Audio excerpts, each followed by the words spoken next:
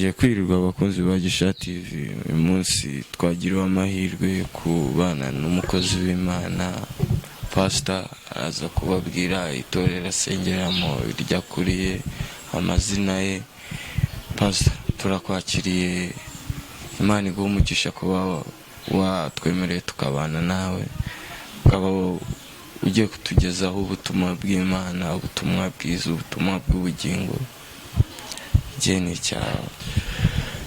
Murakoze cyane kuri uno mwanya mwiza muduhaye wo kubasha gusangiza ubwoko bw'Imana ijambo ry'Imana.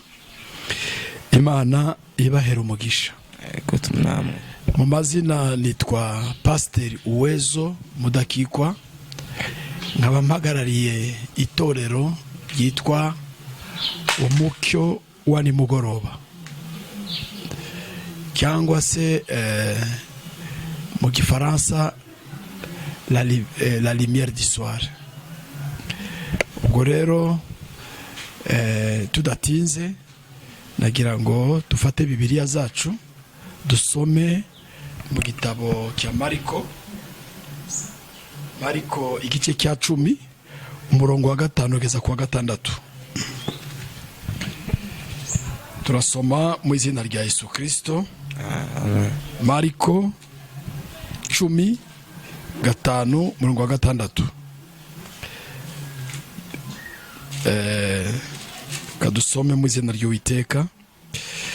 Bibiliya ivuze ngo Yesu arababwira ati, icyatumye mbandikira iryo tegeko, icyatumye abandikira iryo tegeko nuko imitima yanyu yari inangiwe, ariko uhereye mu itangiriro ryo kurema Imana yaremye abantu umugabo n'umugore. Nicyo gituma umuntu azasiga se na nyina akabana n'umugore we akaramata. Amen. Amen. Ahangaha nubwo ikibazo babajije abafarisayo, babajije umwami Yesu, bamubajije ikibazo kishakana, ariko sicyo turi buvuge hano muri kano kanya. Ijambo navanyemo ni umutwe w'iki kibwiriza ngiye kubabwiriza mu minota mikeya. Bivuga ngo uhereye kera suko byahoze. Nicyo gitekerezo ngira ngo mbasangize kuri uyu munsi. Urazi akenshi igihe cyose abana b'Imana hari igihe Satani abavangira bagataruka ku byanditswe bigana iby'isi. Nyamara Imana yo ijambo ryayo ntirihinduka, n'ibyikoze byose ntibihinduka. Bibiliya tubwiye mu mubwiriza igice cya 3 umurongo wa 12 ngo tuzi yuko ibintu byose Imana ikora bizahora gutyo. Reka twasome mu izina rya Yesu Kristo, byaba byiza kurushaho. Yego. Umubwiriza mubwiriza igice cya 3 umurongo wa 12. Bibiliya tubwiye gutya iti umurongo wa 14, nzi yuko Imana ikora cyose kizahora witeka ryose, ntibishoboka kucyongeraho cyangwa kukigabanyaho, kandi Imana yakiremeye kugira ngo abantu bayubahe. Ikiriho cyahozeho na kera, kandi kizabaho cyahozeho uhereye kera, kandi Imana yongera kugarura ibyakuweho. Nibivuga yuko ibihe birahinduka, abantu bagahinduka, Imana ntihinduka, n'ijambo ryayo ntirihinduka. Isi n'ijuru bizashiraho, ariko ijambo ryayo rizahora witeka ryose. Amen. Excuse. Igihe abafarisayo babonaga Yesu akora ibitangaza, akora ibikomeye, akoresha Bibiliya nabo bakoresha, umuzingo bakoresha niwo akoresha, ariko kuri bo ntihagaragara ikimenyetso na kimwe, ntihagaragara igitangaza na kimwe. Hanyuma bakibaza bati, mwarimu mwiza, ni ukuri tuzi yuko waturutse ku Uwiteka, waturutse ku Mana, kuko nta wakora imirimo ukora uretse uwaturutse ku Mana, woherejwe n'Imana.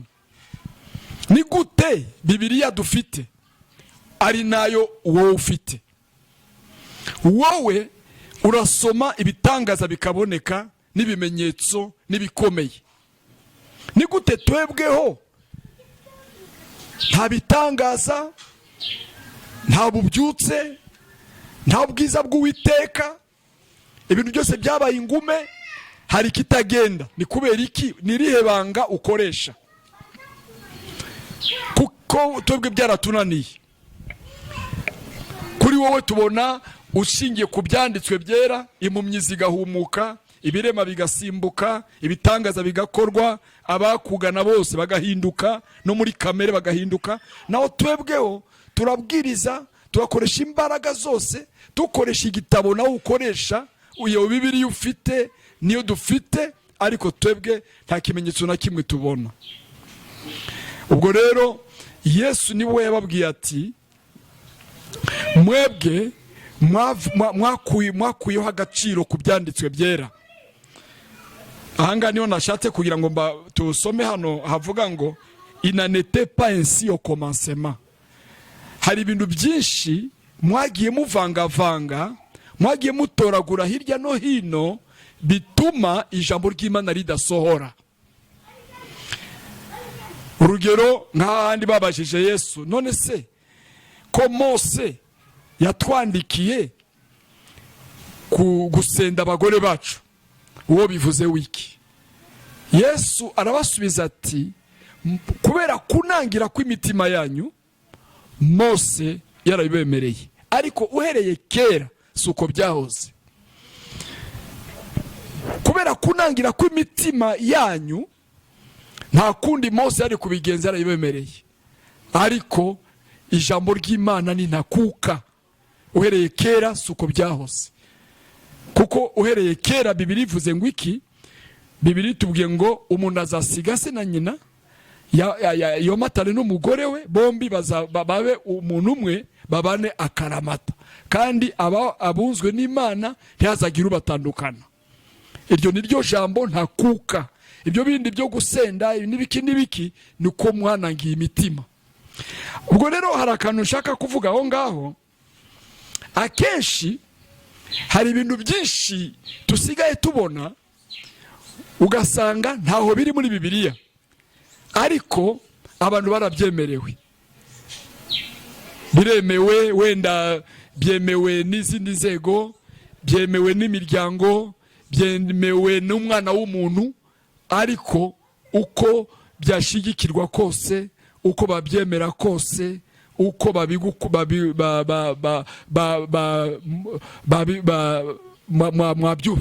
mwabyumvikana kose, ntibivuze yuko bizasiba ijambo ry'Imana riri mu gitabo cya Bibiliya. Ntabwo bizasibangama. No ku munsi w'urubanza, nk'uko Yesu yagaruye abafarisayo, ababagarura uko byahozeho kera, ni nako no kuri uwo munsi w'urubanza uzahagarara imbere yayo, akubwira ngo va imbere wa nkozi y'ibibi we, mwakoraga ibyo mwakoraga simbizi, ni ibintu mwatoraguye hirya no hino. Suko isi yemera ikintu ari nako Imana ikemera. Isi iri mu iterambere ryayo, uko byariho mu bihe byashize, mu myaka ingahe yashize, ubirebye n'uyu munsi ibintu byose byahinduye isura. ari imibare yo ku ishuri byarahinduye isura, ari iterambere ryarahinduye isura, imigenzereze yose yahinduye isura.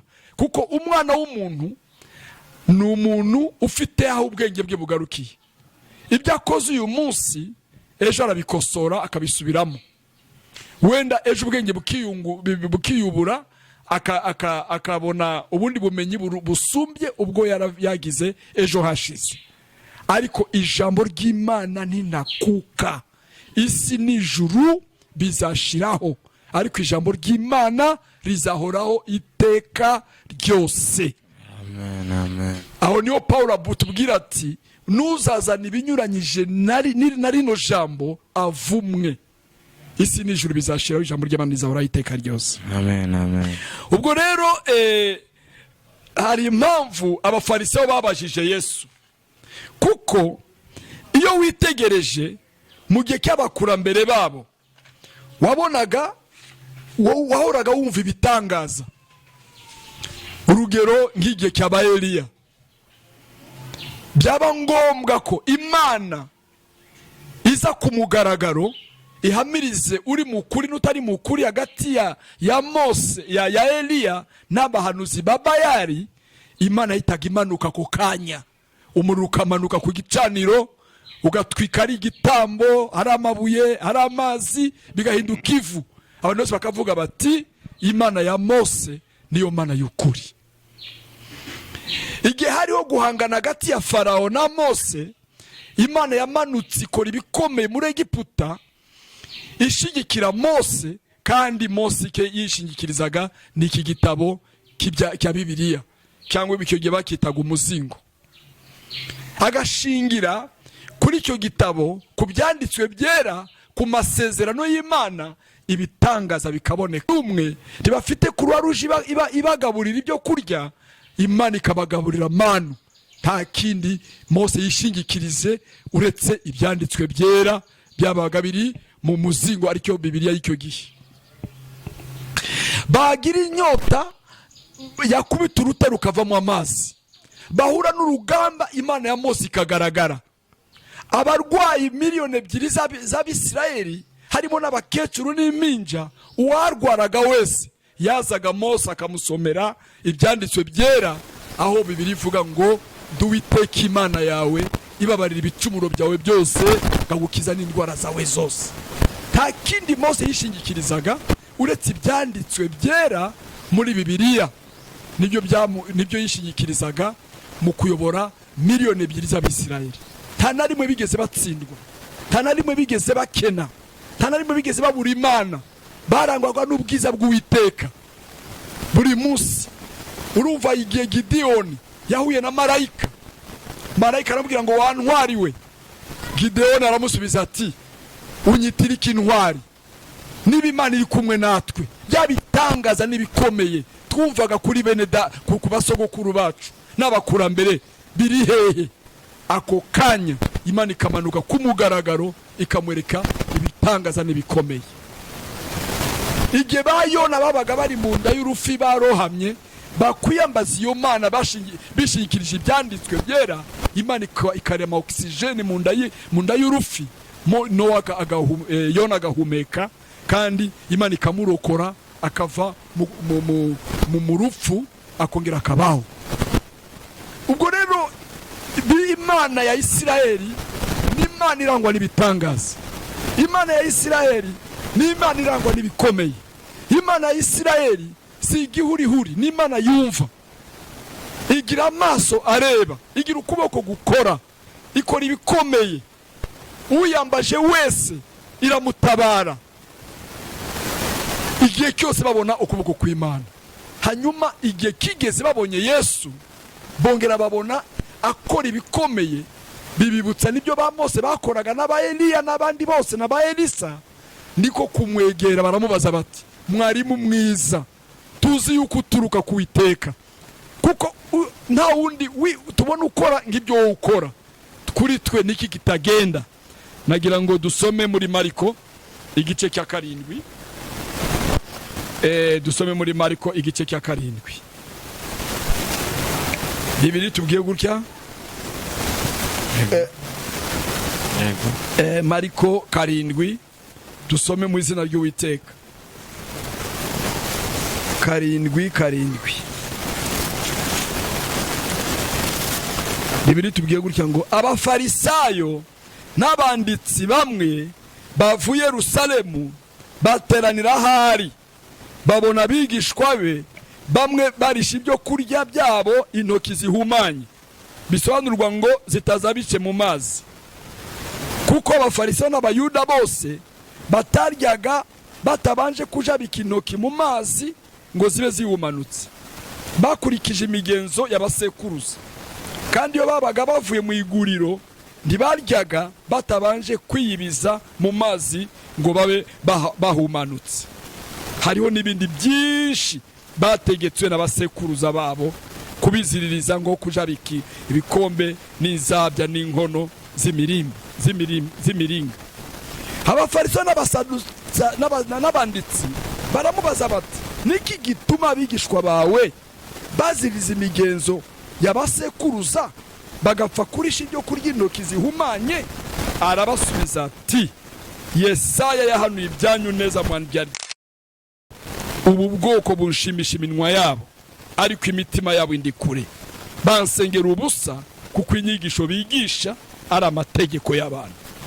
Itegeko ry'Imana murirekera gukomeza imigenzo y'abantu. Urumva rero ni hahandi ari kongera kubasubiza. Ibyo murimo ntaho biri muri Bibiliya. Ibyo murimo ni ibintu mwakomoye mu migenzo y'abantu, ni ibintu mwigana bisi, ariko mu byanditswe byera suko byahoze. Ibyo rero iyo muzanye ibintu mwongera mukagabanya ku byanditswe byera, kandi mbere na mbere hariho jambo yari kumwe n'Imana, jambo yari Imana, icyo gihe muba mwimuye Imana muba muyikuye mu mwanya.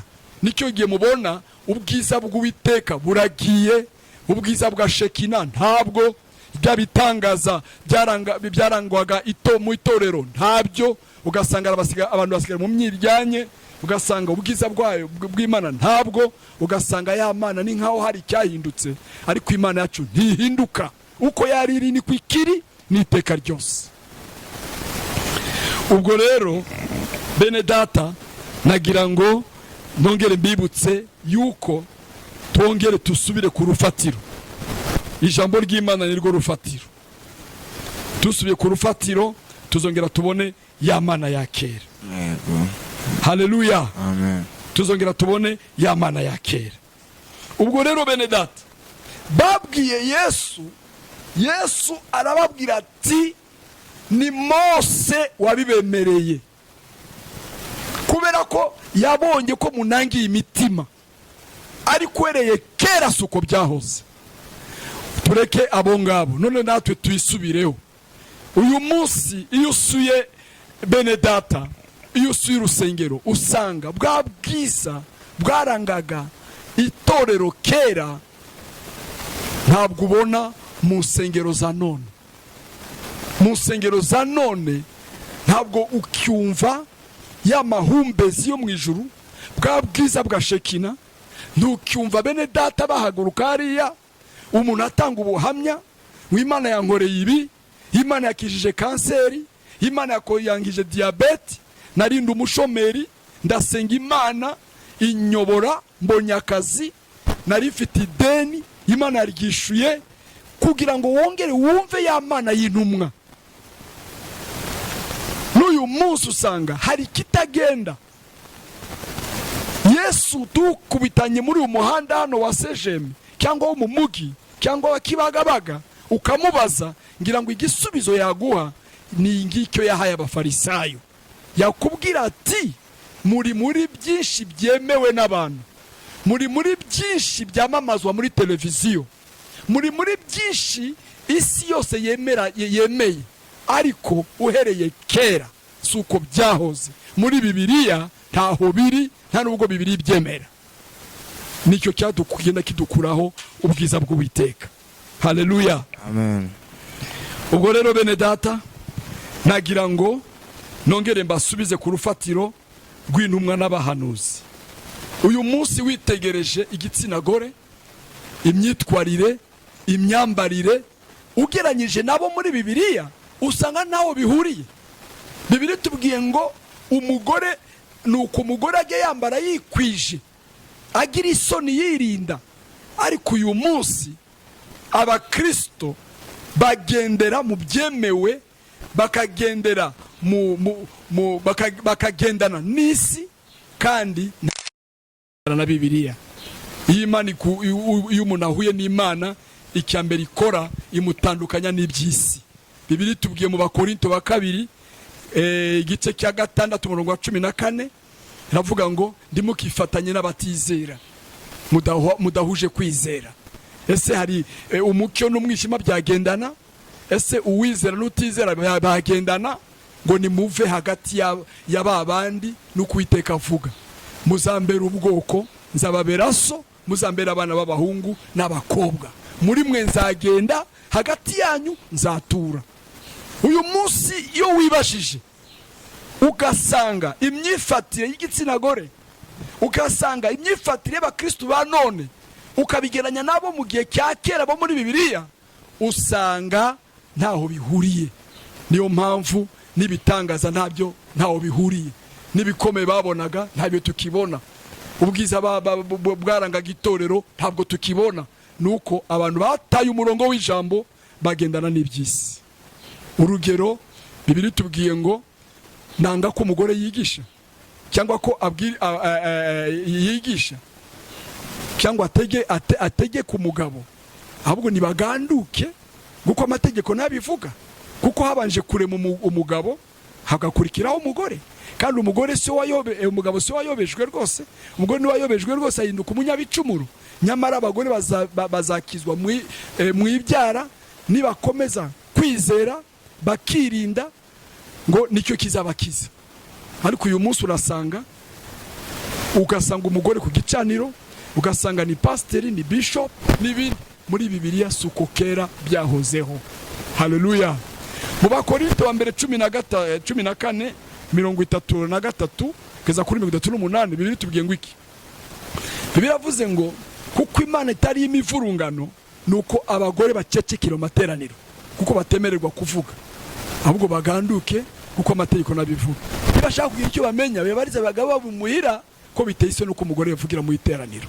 Ariko uyu munsi usanga ibintu byarahinduye isura, ari mu mibatizo byahinduye isura, ari mu myambarire byahinduye isura. Niyo mpamvu Yesu yabwiye abafarisayo, yego Mose yarabibemereye kuko mwanangiye imitima, ariko uhereye kera suko byahoze. No kuri wa munsi w'urubanza Yesu azashingira ku byanditswe byera, aducira urubanza avuga ati uhereye kera suko byahoze, mu byanditswe byera ntaho suko byahoze, ahubwo mwiganye imigenzo y'abantu, mugendera mu mategeko yashizweho n'abantu. Ariko bene data, nk'abakristo, ijambo ry'Imana ritubere itabaza, rimurikira inzira zacu, ritugeze ku musaraba, ritugeze umubiri wa Kristo, rizatugeze no mu izamurwa ry'umugeni. Amen, amen. Imana ibaho umugisha. Reka nongere mvugeho akantu gato nsoza, muvuge amen. Amen. Imana ibaho umugisha. Nagira ngo nongere mbibutse yuko Yesu adahinduka, uko yarari ejo niko akiri n'uyu munsi, kandi niko azahora iteka ryose. Amen. Imana ibaho umugisha. Reka dusenge. Uwiteka mwami Imana igira neza, uhakoze ku mwanya mwiza uduhaye wo kwibukiranya na bene data ukuri kuzatubatura. Tukeneye kubaturwa n'ukuri kw'ijambo ryawe, tukeneye ubwami bw'ijuru, tukeneye kukubona guko abakurambere bacu bakubonaga. Tusogongere kuri bya bitangaza byawe, tusogongere kuri amahumbezi yo mu ijuru, tubone uko gukomeye kuko n'abandi bakubonaga. Urakoze kubitwemereye, tugusabye mu izina rikomeye ry'umucunguzi wacu Yesu Kristo. Amen. Amen. Amen. Turagushimiye nka Gisha TV. Imana ikomeze ibane nawe, twagiranye ibihe byiza, iki kibwirizo duhaye cyadushimishije twe n'abakurikira Gisha TV. Imana ibane nawe kandi amahirwe abane nawe. Urakoze.